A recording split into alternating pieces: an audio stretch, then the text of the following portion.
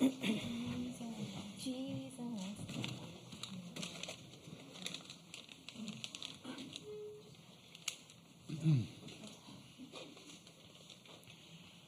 right, we'll go ahead and get started. A reminder to please silence your cell phones, radios, or really just anything that can make any kind of noise. And then once you get the mic to ask a question, please make sure to give your name and affiliation.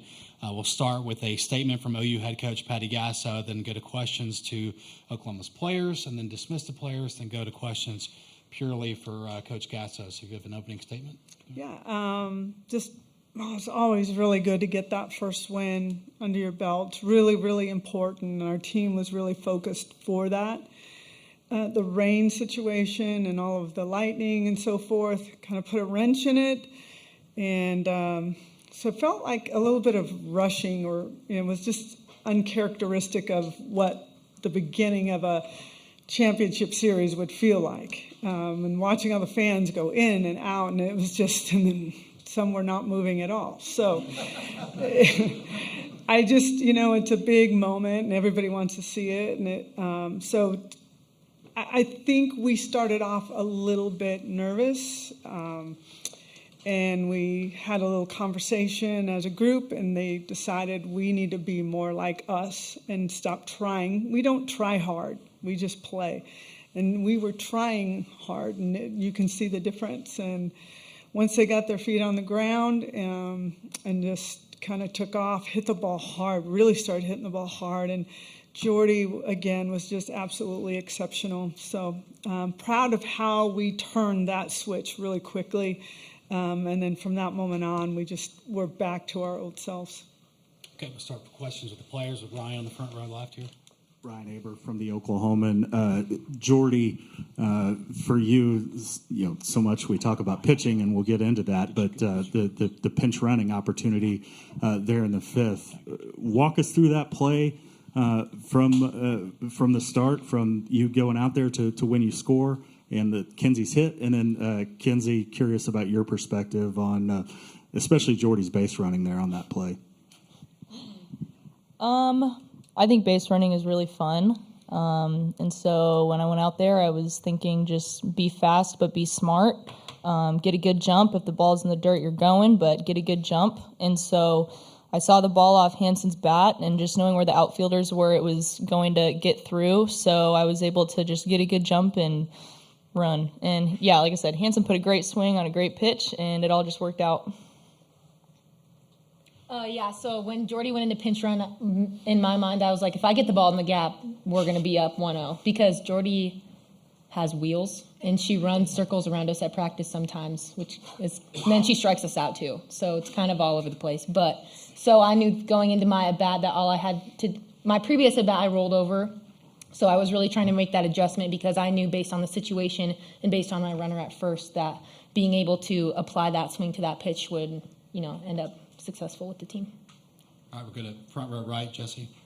Jesse Crittenden, OU Insider. Jordy, I wanted to ask you about the fourth inning. They get a couple base runners on, then you guys are you're able to escape the jam. Then the offense takes the lead in the bottom of the frame. Just how big was it to get that stop at the top of the frame, and how much confidence do you have that if you get enough defensive stops, the offense is going to respond and get it going? I always know the offense is going to get going. Especially this entire tournament, we've faced some really tough pitching, but I know that they're going to score runs, and so I just try to do my best to just throw a good game and let the defense work and know that the offense is going to come through. All right, we'll go to Eric on the front row left. Eric Bailey with the Tulsa World. This is for Riley and Kinsey. During the regular season, we saw teams throw multiple pitchers against you. Are you surprised now that we're this deep into the World Series that teams are still doing this? They're throwing different arms at you. And then I have a second question for both of you guys. I was wondering your thoughts on Coach Gasso's dance moves during the weather delay. We saw it on ESPN. Nice! Kenzie, you can go first.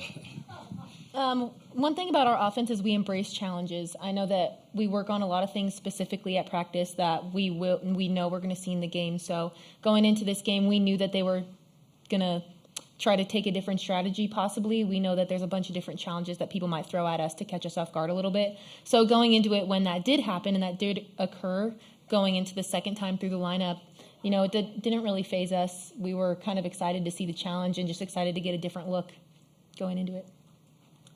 Yeah, we like challenges, so it worked out pretty good. Good job. And for coach's moves, she was just dancing for the Lord. I mean, what more could you ask for? When we all get going, it's infectious. Mm-hmm. They're getting better. Yeah, they are. All right, we'll go to the front row on the right here. Nick Opolo, OU Daily. This is for the three of you, Kinsey, Riley, and Jordy. Just during those two really long weather delays, just what was going on in the locker room when you guys just were all together? Were you guys talking to each other? Were you guys just keeping to yourselves? What were you guys doing to occupy the time during the weather delay? We've been playing some brain games with each other, trying to guess words and stuff. We were doing that. We were playing some music, dancing some more. That's pretty much it. It was pretty fun. Yeah, we were just having fun. Yeah, lots of fun was going on. I was doing a lot of pacing, just trying to stay mentally locked in, kind of okay, when are we going to start playing? Are they going to cancel? I was kind of just very worried about what was going to happen. All right, we'll go to James on the front row left here. James Hale from CBS Sports Radio. Jordy, if you could get into that a little bit more, though, it's because you're the pitcher and you've got to do certain things to be ready to go back in. And I'm curious about you guys as hitters. Were you thinking about that at all, or were you? If you're not at bats coming up during the rain delay, are you not worried about it at all? I would say from a pitcher's perspective or point of view, it's important to stay mentally locked in. It is hard to be getting a bunch of reps in during that time because you don't want to throw a bunch of pitches in the bullpen before you are even through the whole first inning. So I think it's a lot about just trying to keep your mind in it. Like Jordy said, keeping your mind in it was really important. One thing about our offense is we don't really allow outside factors to influence what's going on within our tight circle. So when that did happen, like I said, we were just having fun in the locker room. And then when the rain delay ended up being over, we just locked right back into our game plan and kept rolling with it. There really never was a pause and then a restart. It was just because our dugout is pretty chaotic consistently. So when that just keeps rolling for us, there's never really a pause and restart on the energy. Yeah, I think that with the rain delay, I thought we handled it very well. I didn't think we were going like a roller coaster. We just stayed neutral, and whatever was thrown at us, we were going to handle it. All right, we'll go to Bob on the second row, right? Bob Prisbilla with Sooner Scoop. Kinsey, you've talked a lot how last year helped you become a better teammate. But as you've been healthy throughout this run, how much have you enjoyed it? How much have you appreciated being able to be healthy during this time of year?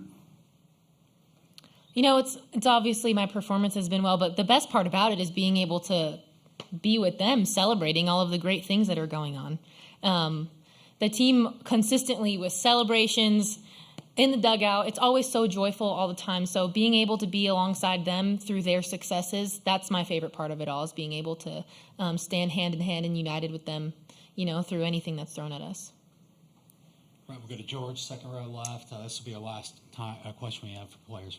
George Stoy with Sooner Scoop. Riley, I don't know if you know this, but you tied the single game record for doubles in the Champ Series game. What does that mean to you, I guess?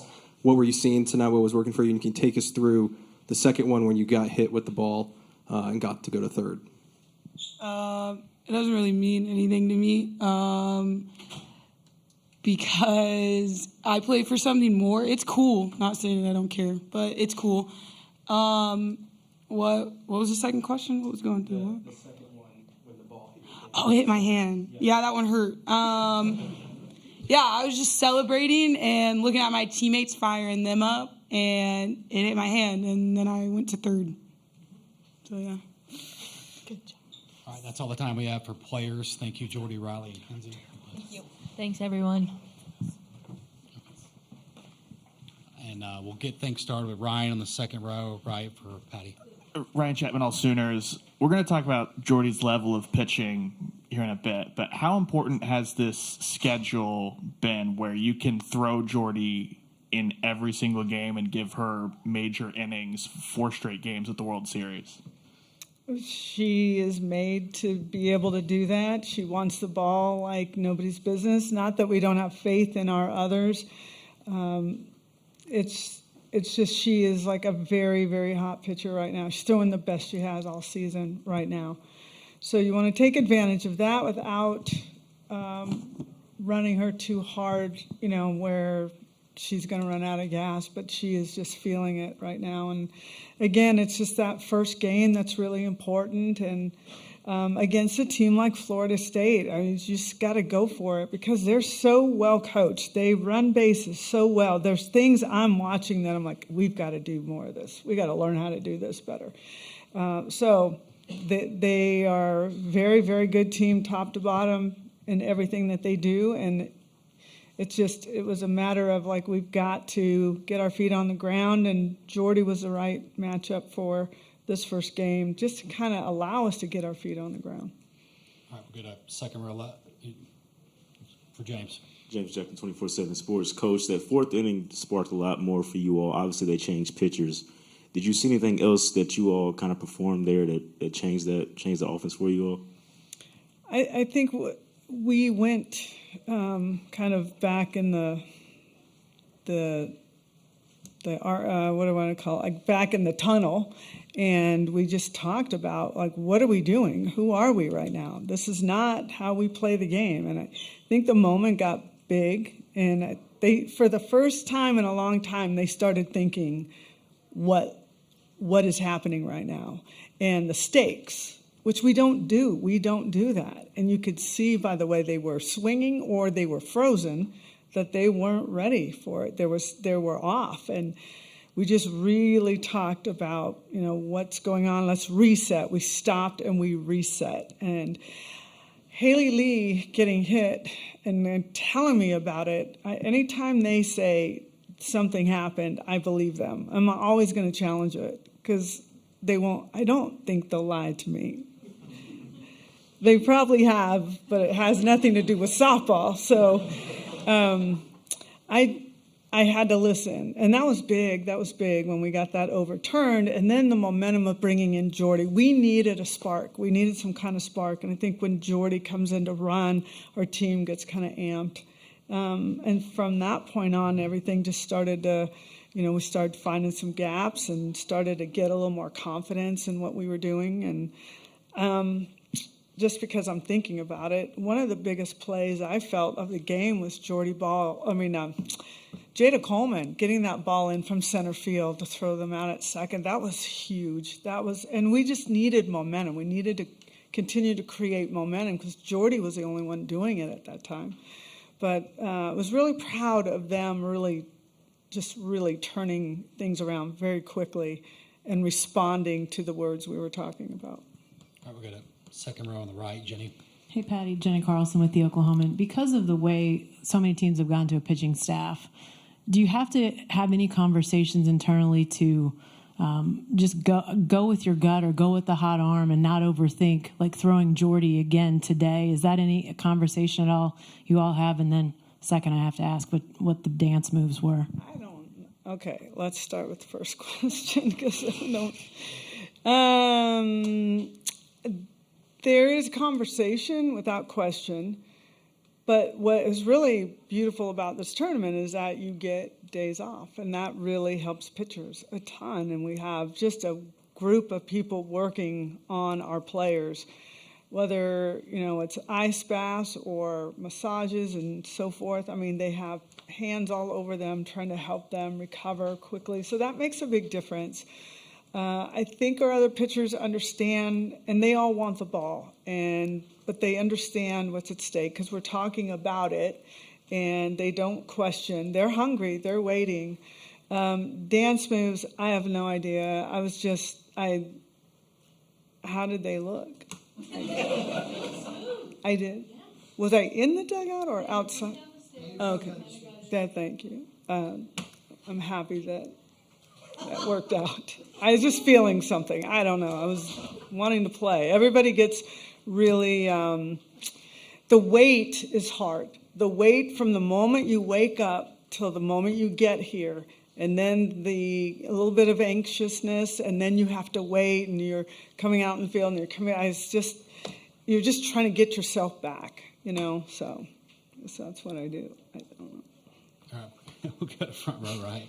Tarek Monster with the Norman Transcript. Patty, you mentioned how aggressive this Florida State team can be, and they tried to be aggressive at times today. That's not something you've seen a whole lot of at this tournament. So was that something you had to prepare your team for coming in, and how do you think they handled that today? Absolutely. I think Jordy was a lot to do with handling that, but no, we talked a lot. Like, you keep your head up, you look ahead, you think ahead, because if you put your head down, they're gone, or they're going to make you pay.